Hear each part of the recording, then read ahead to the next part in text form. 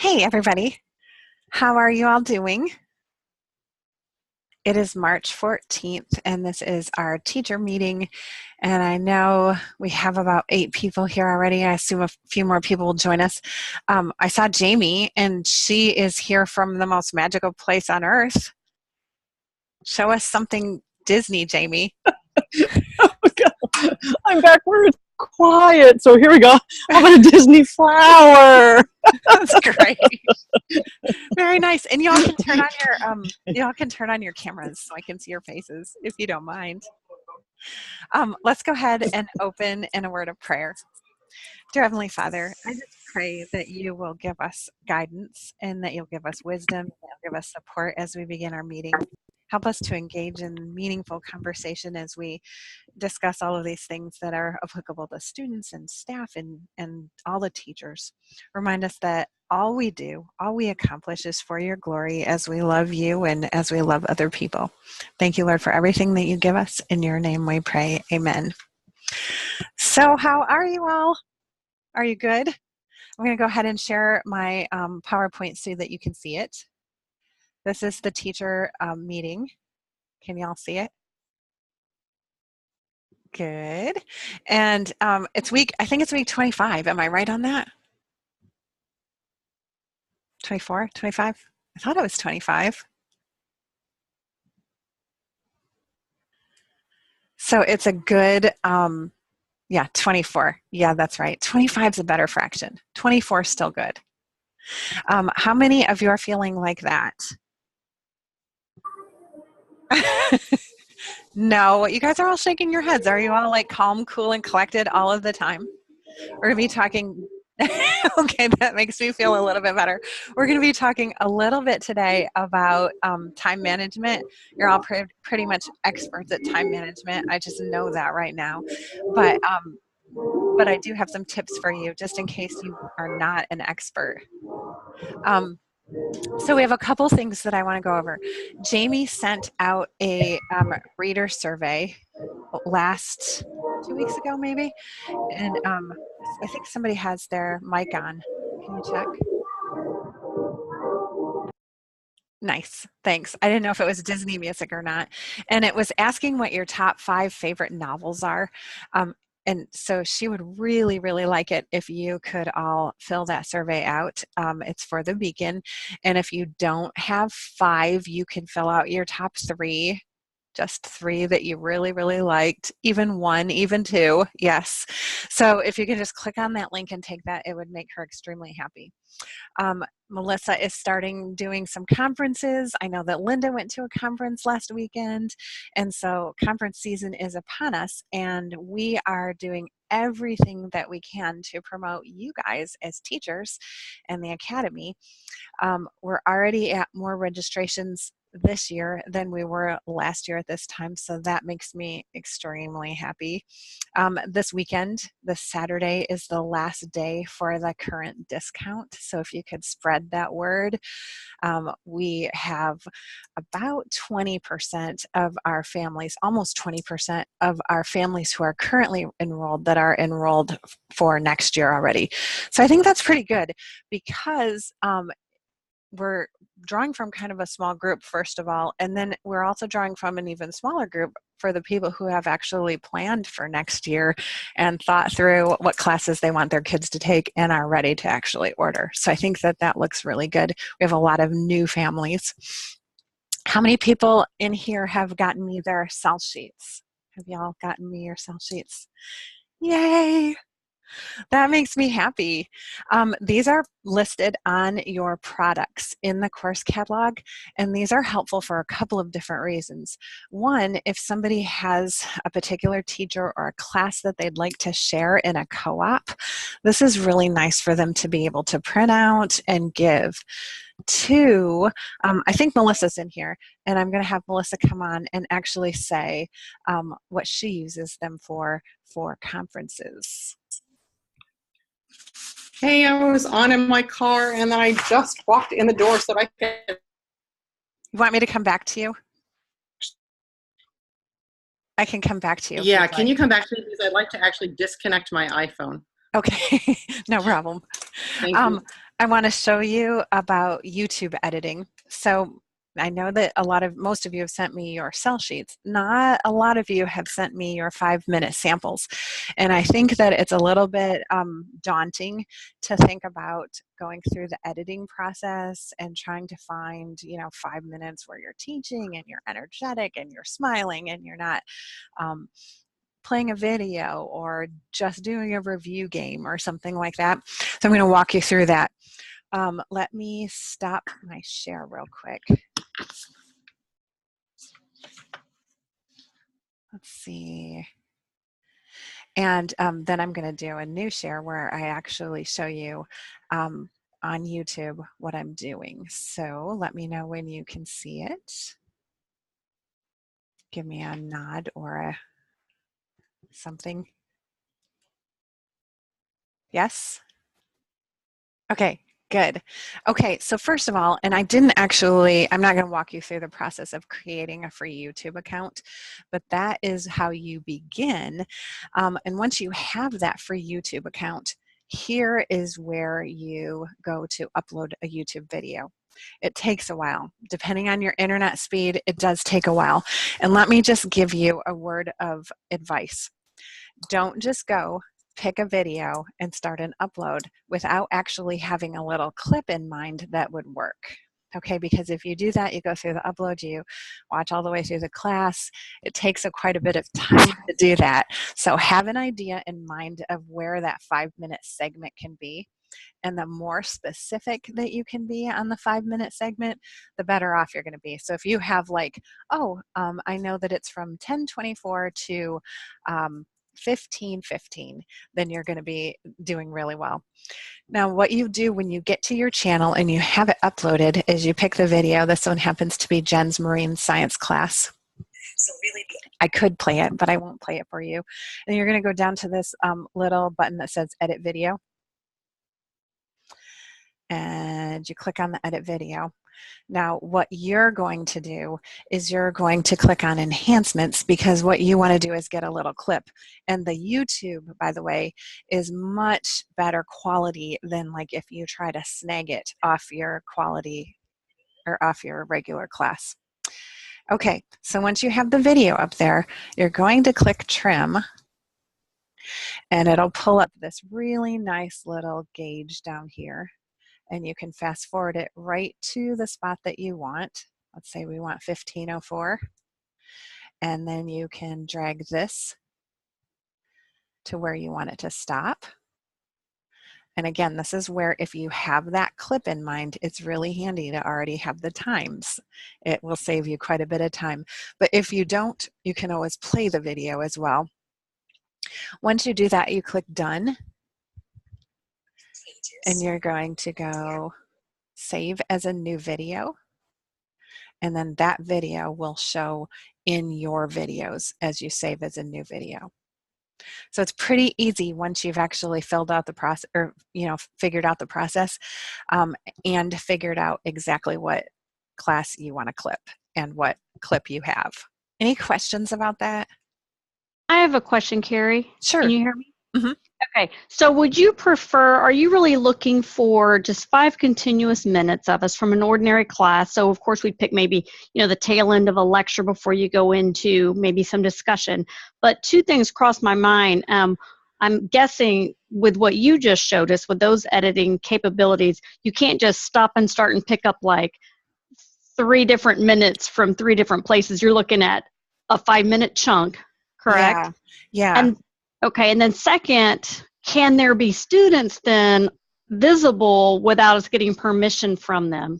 Can we show students? As long as your students don't have their full name. So if they are logged in as they're supposed to be, like Jeff from Montana, then that's fine, as long as your students don't have their full name. And yes, you can do some editing, but really what parents want to see and what they want to get a feel for is what the flow of your class looks like. So if you have little teeny bite-sized segments, it's not going to really give them a good idea of what your class flows like and what you're like as a teacher. And we're actually finding that a lot of the parents who are looking for videos, it's a little different than it has been in the past, because people are paying quite a bit quite a bit of money. So it's not like at Landry Academy where they paid $90 for a class and they're like, okay, yeah, I'll just convert one of my 100 generics to a class. They're very particular about what they're looking for, and they want to see these sample classes before they register. And it's not without any mistakes. I mean, not at all. You might go, let me go back a slide here. And that's okay. They want to see that you're real, but they want to see that you're interactive with your students and that you're teaching content and that it's a real life class. Okay.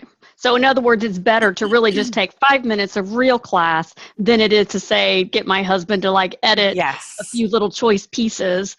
Okay. Got it. Yeah, absolutely. That helps. Yeah, no question or no problem. That's a good question. Any other questions? Jamie, did you raise your hand? Yeah, Carrie, I have tried this like 2 or 3 different times, and I think there's just stuff that I can't get to that you do to get that editor. So if you can back up and show that to us, because I have tried over and over, and I can't get to that easy edit piece that you talk about. So is there a different YouTube that's out there than what I'm getting to? Yes. So you just have to, let me show you. You just have to make sure that you're logged in. Like I signed up for an account through my Google, through my Gmail, and that was my free account there. Okay, so I have to make sure that I'm logged in. I have 3 different Gmails, so you have to make sure that you're logged into your correct Gmail. And if I go back over here, let's see, how did I do that? Got to my channel. And once I have my channel, then I can see my videos. And then I can pull up a video to edit. Does that help? I don't know if you're doing all of that. And I can hop into a classroom with you, Jamie, sometime and show you if you're... Okay. We're going to have to do that because I can get to this point, but then when I pull up a video, that editor thing that you're getting at won't come up for me. Okay. This button right here. This edit video.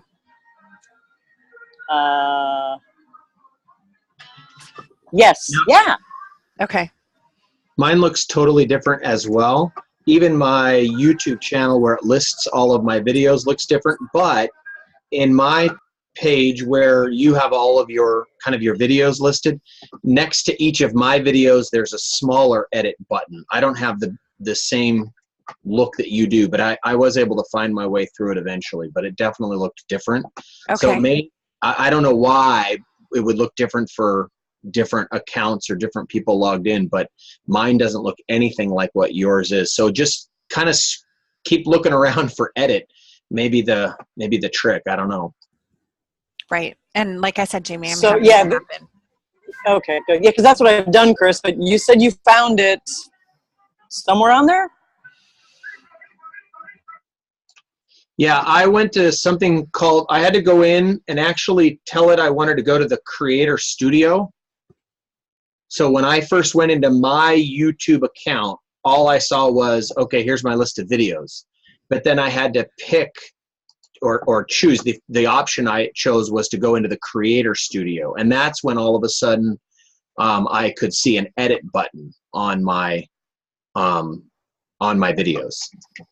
So I don't know if you have that option, Creator Studio, if that's something that you're seeing or not. But yeah, that's a good point. I'll look at it again. Thank you. No problem. And I'm happy to hop in there with you, really. Okay, I think, Melissa, are you ready? Thank you. No problem. You guys, it is so exciting. We get emails all the time, every day, and people want samples. I mean, what Carrie said about people wanting samples, people want samples. So I'm continually just begging her for samples. Do we have a samples from, from so-and-so? Do we have a sample from so-and-so? Do we have a sample from this class? And so we're amassing the samples. And next they're going to get uploaded into our YouTube channel so that there will be one place that people can look for, once they get linked to it, then they can start poking around and see everybody's samples. We're also working with Jen, our marketing director, who you met in a previous meeting, and she is getting those YouTube links up on your product pages.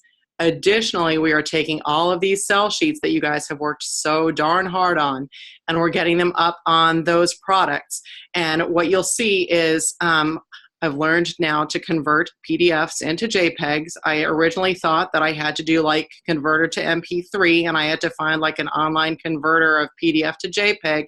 And, you know, I originally thought that I had to find the one where for every 1,000 that you converted, then they planted a tree. But it turns out actually with Adobe DC that you can just save it as a JPEG. So we're saving all those as JPEGs. And now when you go to, and they're not all up yet, but working really hard. When you go to that product image, it will also show a JPEG of your sell sheet. We're calling it an info sheet. And then also on each product description, both the short one that shows up when you look at the product and then the longer description, there's a link to the PDF so that they can click on that PDF and then it'll pop up and they'll be able to print it out. So they're going to have lots of access to it. Then at the conferences, not only do we have a big monitor where we're showing the samples that you guys have been working so hard to create, but also we have a sample class in learning that has all the information of your sell sheets. So it's got some of the videos that you guys have done. It also has your sell sheets with links to them, and then we'll have a printer at the convention so that they can click on it and they can print out and take home the ones that they are interested in. So all of your hard work is not going to naught. We are working really hard, and having them all in a class and learning also gives them the opportunity to poke around in learning and see how functional that is as a platform. So just want you to know we're working really hard, and people are very, very interested. Lots of people who have never done online classes before. Thanks, Melissa. That helps. Good. Very nice. Okay, a couple other things that I just want to show you. Can you all see my screen? Okay, this is kind of cool. I don't know if you know this, but there has been a Power Teacher app for a long time. It didn't really do us much good because you could log in as a teacher, but you could not click through to learning. And so if you're on the road and you couldn't click through to learning, you could see your gradebook in Power Teacher, but then you went nowhere. And because we had that single sign-on where you just log into one place, you couldn't actually get to learning. However, that has recently changed, and there is now that mobile app where if you download it onto your phone, you can click through to learning and you can see all of your class information there. Jamie, did you try it? Nice. They're still working on some of the, the functionality of it. Like I don't know how it would work if you tried to do something in Annotator. Probably not great, but at least you can answer some questions if you need to when you're on the road if you don't have your laptop. So that's a really helpful tool. Does anybody have this and they've tried it already besides Jamie? Yeah, you could. Yep, you can just do it on the web browser. Absolutely. Yeah, it's free. You need a teacher code, and I can't remember what that is right offhand, but if you log into your Power Teacher Pro, it gives that code to you. Thank you, Jamie. DZBN is the code. Perfect. All right. Have you asked this question? How can I manage it all? Just to give you a little example of what, just this morning I asked that question. That's great. So I was reading up on time management because that's just kind of like a thing that I'm interested in. And it was saying that just guess what this is, okay? Every so many minutes, we're either interrupted or distracted while we're working on a project. Any guesses?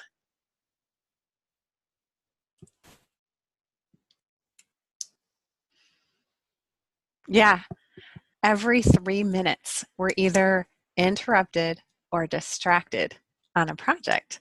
So that means that you go in and you sit down and you say, I'm going to go and I'm going to edit this video.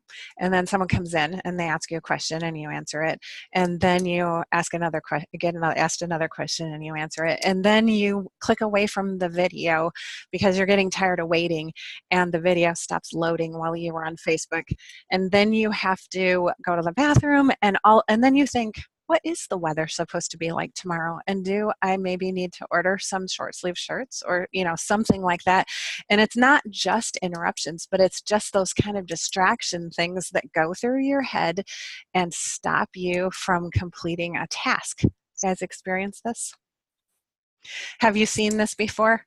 It helps to do some prioritizing, deciding what's important, what's urgent, what's not urgent, and then what's not important, and kind of putting those into quadrants. Now, the important and the urgent, that's all good and everything, and those are the things that you need to do right now. Give me an example of something that's urgent and important. Nice. It is the Eisenhower matrix. Something that's important and urgent.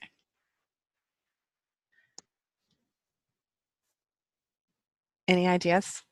You guys have nothing? Urgent. Teaching, right. Urgent. Lunch. Changing a diaper. Class prep. Now, if you hang out in this quadrant too long, that's when you're going to experience stress. So just knowing that, and look this up. It is the Eisenhower matrix. You can easily look this up, but it just helps you kind of think things through in your mind so that you're not constantly going, oh, that's urgent, I must react. Oh, this is urgent, I must react. And you're actually doing the important things there. So they recommended, so if you have those 3 minutes or interruptions every 3 minutes, that means that 759 hours a year were distracted or interrupted. 759 hours a year, which is nearly 5 months if you're talking about a 40-hour work week, right? So here are some important things. So first of all, minimize distractions and interruptions. Do you guys do that? There have been a couple days where I was telling Melissa where I just left and went and worked at a coffee shop, and that does a couple of things. One, it gets me away from all the home interactions, like where I have to change a load of laundry over to the dryer or start dinner or get something out for dinner. Two, you can't really sit and play Candy Crush if you're in a coffee shop because people are watching that. I mean, you can, but it feels like even more of a waste of time when you're somewhere else. What do you guys do to minimize these things? Yeah, a teacher meeting at Disney could be a distraction, yes. I mean, just Disney could be a distraction. Do you have a designated place that you work? Do you have kind of a getaway place where you love it? Do you put your phone away? Because the number one thing that people are distracted by is their phone and email. And you do that in a class, right? Because you don't want to get interrupted. In the wee hours when everyone's asleep? Yes. So that's kind of a place where no one bothers you. Well, that's a good idea, Linda. I like that idea. And actually, that's another thing that they recommended, Nikki, is setting a timer. It does force your attention. And if you go, okay, I'm going to focus only on this thing, this one thing for 15 minutes, you get more done than you would have probably in an hour's worth of distractions. The next thing they have you do is create a to-do list. Do you guys all do to-do lists? Yes? Now, how many of you go through your to-do list and actually prioritize it? Like pick your top 3 things for the day that you want to get done. Do you do that, or do you just like keep adding to your to-do list and never get it done? Oh, a color-coded to-do list. I love that. Good. And they also recommended starting the day with your most important task. So getting that done first thing, whether it's early, if you're an early bird, or whether it's late. And then this last thing, there's a book by this name, and it's called Play Chess, Not Checkers. Have you heard that? Have you heard of it? Do you understand that concept? This is that whole idea of working smarter, not harder. And that just means that you're playing with the end game in sight. Like when you play checkers, somebody moves, you move back. Somebody moves again, you move back. And your only real action is in response to other actions, right? That's the only thing. So you wait for somebody to move, you move back. And so if you're always doing those things that are urgent, you're just waiting for that urgent email, you're responding. You're waiting for this, you're responding. But if you're actually playing chess, then you're doing things ahead of time to make sure that you're not operating in that urgent box. And what are some of those things that we can do? You guys are all really good at this.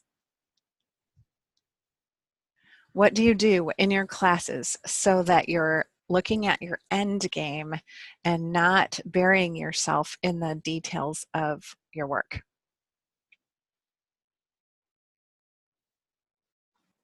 Any ideas?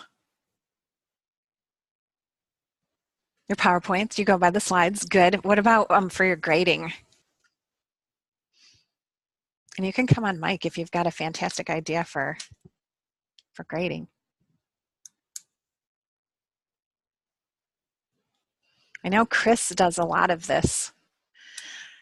So instead of having people turn in their homework, he has a homework assessment that they do, and it goes into his homework category rather than his assessment category. And then it's automatically graded. Now he still has to go through and make sure everybody has spelled things right and done that, but it's different than pulling up a paper on the annotator and looking through everybody's answers because he's just flipping through there. Any other ideas? And that's something that takes some time at the beginning. But again, you're playing chess, not checkers. I'm still doing what we talked about at faculty retreat several years ago, and my parents they verify that the homework has been completed, and they do a signature page, and then I have a second sheet that the student can write questions, concerns, something they're stuck on or whatever, and I look at those before the night before class, which some of them turn them in like really at the deadline, and I miss those, but usually 80% of the class is graded before it's even due, which Carrie can tell you that that's miraculous for me. So, but that really helps too, and it helps me know, and then I create like the middle of my slide section is based on what they need. So for those who didn't figure, I teach math if anybody didn't know that already, but yeah, right. So it's that helps me, and to be honest, it gets me in my assignment seeing things that I get to see that magic number, and it's like, oh, I should go work on that number and get that number smaller, but it helps. The kids are actually getting what they need because you're focusing on where they've had problems. Correct. And some of them are really good about listing skills.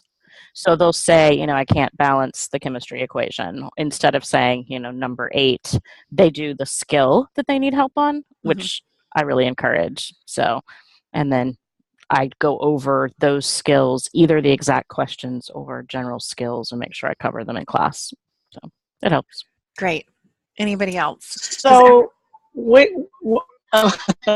maybe I missed it. So you have an assessment that says, I did the homework and I have issues with this point and this point. Mine is an assignment, but I can see the advantage of, for me, I want because they're not, I think Chris does more of the homework so that he can actually see like specific questions.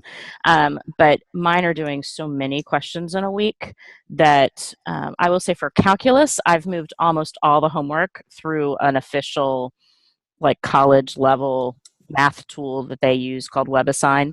But I just still using assignments, but it's only 2 sheets of paper in a single Dropbox. So at this point in time, it isn't hugely time heavy, but I think Chris does actual homework questions for his. Because You have to keep in mind that what Michelle does is a little bit different too, because parents come into a math class expecting that they're going to have to go through those assignments and grade that homework and do that. They don't do that for all of that. So you want to be sure that what you're doing doesn't put more of a burden on parents as well. And that's where some of those assessments as assignments work a little bit better. Does that make sense? Linda? And Carrie, I was going to share for what it's worth, because some of you have subjects like mine, being history. For example, we award students points for just turning in their homework, but they're not getting an exact grade. For example, some of their homework is like document that you did your timeline figures or show us your narration cards. And so like, I'm not going to, differentiate points on those narration cards. If they just do it, they get the full points. And then those points are averaged with a true assessment, which is a quiz, which is got a much more margin, there's greater margin in that where they really have to show me what they know. Mm-hmm. And that's a digital live. So, we've really liked that because yes, it greatly reduces the tedious grading. It's kind of like turn it in, you get it. So we're rewarding their hard work. So it's work versus a quiz and they're averaged together. And it relieves me of a lot of the tedious side of it. Right. And not only that, but well, how many of you have every student turn in every single thing that they do? Does anybody in here do that? Because that can get really over except for that We you do. kind of do. You have them turn it in, but you don't necessarily grade it, right? Right. So Yeah. so we're seeing every single piece of paper they do, but we don't have to grade each one. I like that. Check it as done. I like it. Other ideas? Well, and just back on the reason I switched is I was scrolling through sometimes as many as 60-page documents for a single week's worth of homework. Mm-hmm. And I'm like, I'm doing this and I'm looking for if they've left me notes throughout it. Mm-hmm. And I'm like, this is a horrible waste of my time. And imagine the poor mom, if the kid's not doing it, whoever's having to scan 60 pages, upload 60 pages. And so, that was kind of why I changed. And I made a really big deal that I'm not trying to get out of work. I'm delighted to help you with specific problems. You can upload anything you want me to see. I'll be delighted to look at it and answer your questions. That's good. But just trying to, like you're talking, to maximize, to make the best use of my time to make the most difference for students, which is why Chris does what he does too. Mm-hmm. Absolutely. Yep. Any other ideas? I saw Melissa raise her hand of do you turn in all of the work? Do you have your students turn in all of your work? And mine really, for the most part, turn in all of their work as well. And I'm wondering, at the high school level, when I taught grammar, there was a really great assessment just that was set up in the class that I ended up taking on. So it was similar to what Chris is doing. They do the homework, they take the assessment, they've got it. I think for the middle school, it's a little more challenging. And I'm wondering more so from what you're thinking from a parent's perspective. For grammar, for instance, that could be set up and done, which was my hope for this year, but didn't pull that off quite now. But I'm also wondering, I have a lot of, parents I have a lot of youngest children who I'm sure at that point where the parents it's great. Someone else is handling this. I'm kind of at that point right now with my own children and they're not even just the youngest, but so do you have a feel for that? Because I think it's great to be able to say, hey, have your parent look over this and make a note if there's a problem. And that works fantastic for high school math. It works on our end for high school math. Mm-hmm. But I don't know that for middle school, there's quite that same. So there's always this weird balance of how much work do I give them versus how much can I really then take a look at and grade for them? Yeah, and Chris just said, middle school students respond really well to that, take an assessment for something. But I don't think anybody expects you to have them turn every single thing in. Sometimes even, I know Melissa does videos for grammar with the corrections on that, right, Melissa? I do, and here's my downfall is then I also had them do what I intended to be Linda's system, where they turn it in and they get credit for turning it in. And then I would see all this shabby work. I'm like, I put together these stinking videos for you and you don't watch them and you just turn it in and you get full credit for doing lousy work. So then I started grading it, which was really not a great choice, but I was just trying to up the standard. I was going for accountability, but it's too much. Mm-hmm. But Carrie suggested when I was whining to her yesterday that, maybe I pull some of the pieces of that week's assignment out and turn that into an assessment.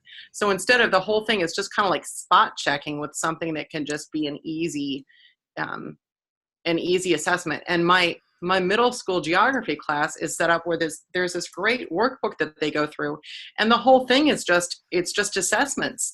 And it's such great material, and it's all just graded by the computer. That class rocks my world because they're learning so much, and it is almost completely hands off for me. Mm-hmm. And I've got to tell you, from a student's perspective, my son loves that he just has that assessment each week. So Right. that Good. seems to work really well. Right. And the peer review is a really good idea, and a way that you can use that is through a wiki project, and then you can have them comment on each other's wikis, and that can even go toward their grade. But I agree, they put a lot of work into something that other students are going to see. So where do you stand? And this is a little bit off, but my struggle is, if a parent has bought a book, made that purchase of a book, and they need to be working through it. What is the thought on that? Because I'm always that, well, they bought the book, we really need to just work through this whole thing and get it in. But grammar, for instance, Melissa's going to know what I'm talking about with IEW grammar. Good grief. Like, I don't, it's kind of, I pick which pieces get turned in, but there's a lot to that. And where do those of you, I think just across the board, if you're using that text, how much, if that's your text, and at what point do you say, okay, let's just skip this and we're going to go to that, knowing that that purchase was made? And my assumption, I guess, if I'm purchasing a book as a parent, that book is going to get used, not that you're going to use half the book or just parts of it, unless for me, I note that in my curriculum. Well, I think too, you have to keep in mind how much the book is. So if you have a $75 book, you want to use a lot of that book. If you have a $15 workbook, picking and choosing, I don't think would be as big of a deal. What do you guys all think? But I think too, with grammar particularly, the rest of the book there is for additional practice as needed. Mm-hmm. So, the advanced kid may only do 20% of it, or whatever percent you're thinking about, but then the other is always there for, you're struggling with commas, you should do these additional activities. I'll be glad to help you with those so that you're better. And so, it's there as a resource. And just tell them that they could be in Mrs. Glandon's calculus class, whose textbook cost over $100, and we only use it's less than a third of it. But that's just the way that calculus is designed. So just tell them it could be worse. No, don't tell them that. Don't tell them that. Though I have to say, it is a college book, so that some of them are renting them. So, there are solutions out there for them. But, right. Yeah. So, but yeah, just think of the rest of the book that is there for additional review as needed. Mm-hmm. And that's a good way to look at it. And the same is true, like what Nikki and Amanda are just saying, as long as you're covering the major topics of the book and some of the minor ones, that's going to make people feel like they've gotten their money's worth in buying a textbook. Well, and what you can do with the IW grammar, because I've taught it before, is let them keep track of the skills that they've mastered. And if they know that they can do this, they don't have to do that one. So all you're going to do is spot check. So if they're keeping up on their own, and that's moms helping them as well. It's like, okay, I got the comma thing. I've got the ing opener covered. Then you don't have to do all those exercises. But know that there might be week 49, not 49, week 14 that we're testing that. So right. you have to have it down. Yeah. Right. Does that help, Jen? Melissa? Does that help? I'm laughing at, yes, that's helpful. I'm laughing at Michelle, who said, no, not week 49. Right. No. Any other ideas? Any other thoughts? I wanted to just chime in quickly on that issue as well. My experience is a little bit different, or my perspective is a little bit different. I think because I started out teaching in a classroom before I was teaching either as a homeschooler or online, and never as a classroom teacher in a public school did we finish the book. Right. Ever. Right. As a science teacher. So I never felt legalistic about needing to do that in the first place. My pre-chemistry class is a one-semester class, but I use a high school chemistry book. We just only do half of it. And I never feel bad about it, because the half they cover, those kids come out of my pre-chem class knowing that stuff cold. And it's a phenomenal tool. And I just tell them, hey, if you want to finish it on your own, go for it. But this is all we're doing. And I've never had anybody really complain about that. So I think maybe people will be more forgiving, but we feel as homeschoolers, we feel like I paid a bunch of money for this book. I want you to learn every fact in it or whatever. Mm-hmm. Right. And that's just not feasible, especially if you have people buying 3 or 4 books. Other ideas? Melissa, did you? My husband had a really good idea when I was talking to him, because each week I have them turn in grammar, and I have them turn in writing, and I have them do some kind of a literature something, usually a discussion question or something along those lines. He said have them keep turning it in. That way they're accountable, but it's a surprise which one you grade each week, so that they have to do their best work on each one. But you only have to grade one of those things. And that's a good idea, especially as long as you don't say, I'm just getting so busy with all of these assignments. That's one thing that you don't want to do, but you can put a spin on it that it's holding them accountable. How are you setting that up in gradebook? What's that? How is that set up in your gradebook then, Melissa? Well, I'm not doing it. That's what happened when I was finding it to him 2 days ago. But I think what I would do is just have each thing each week, and then they'd get hundreds for turning it in on the weeks that I didn't actually give them a grade. And then they'd get a real grade for whatever it was I graded, but a participating grade of 100 for turning it in. Right. My only concern for that was that parents are going to look at grades, and they're going to all of a sudden be like, why did you get a 70 on your grammar this week when you've been getting hundreds all along, and trying to explain, because they're not getting that feedback. Or on any Explain that right up front. What? I think I would explain it right up front. This is the system. Right. I think another option to consider if you're going to do that, and I've done that before where I've done only spot checking. I haven't actually done it in my online, but in the traditional classroom, I used to spot check. I would collect everything, but I wouldn't grade everything, or I would collect everything, but I might only grade 2 questions out of 10 questions on an assignment. And one of the ways I handled it is I would change the value of the assignment.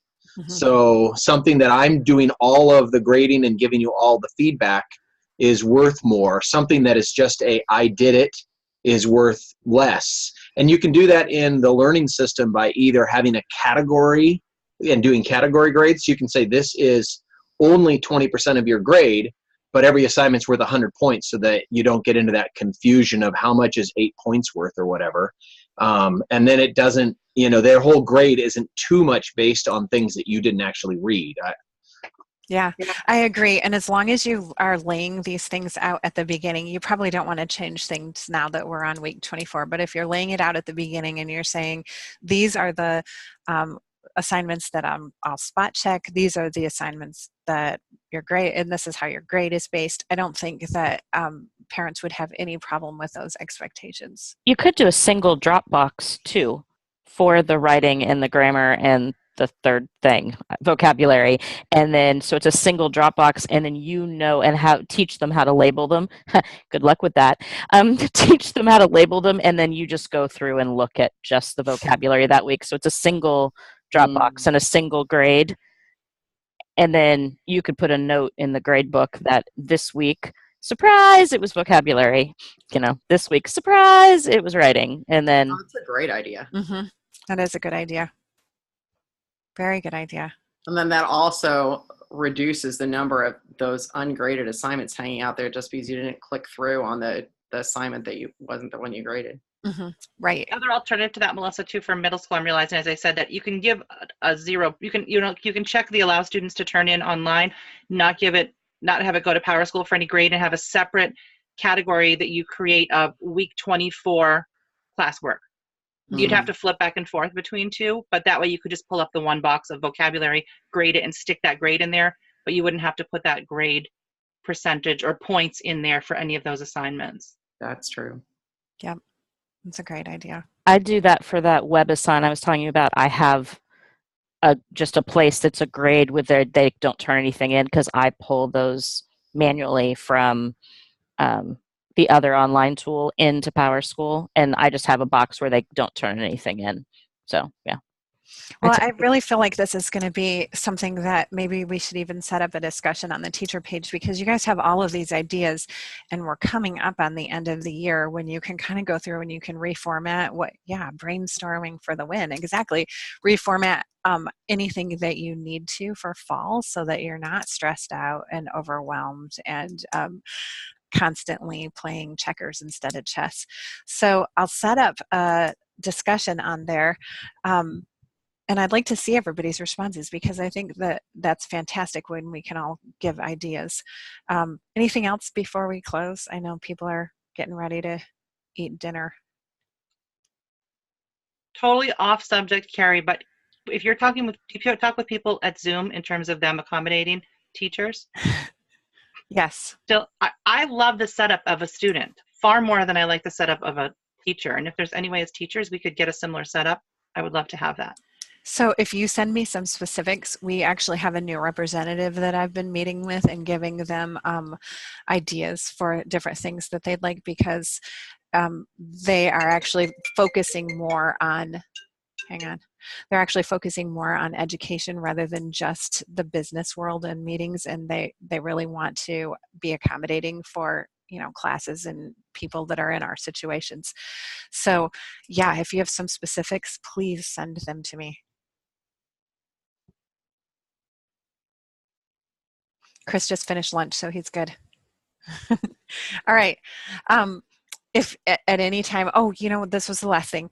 I'm not having office hours on Thursdays anymore. No one ever came. So if you want to meet with me, please tell me, because I'm happy to hop into the classroom with you at any time, or call me or text me or shoot me an email. So thanks, guys.